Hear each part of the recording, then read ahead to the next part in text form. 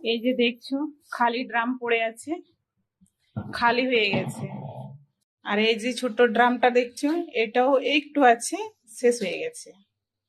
একটু ছিল, শেষ হয়ে গেছে। রান্না চাপিয়েছি, রান্না আধা হয়ে আছে, পুরো কমপ্লিট হয়নি।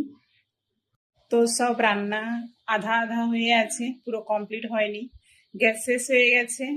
এখন কিভাবে রান্না করব, খাবো কি করে, সেটা নিয়ে টেনশন দুপুর বেলায়।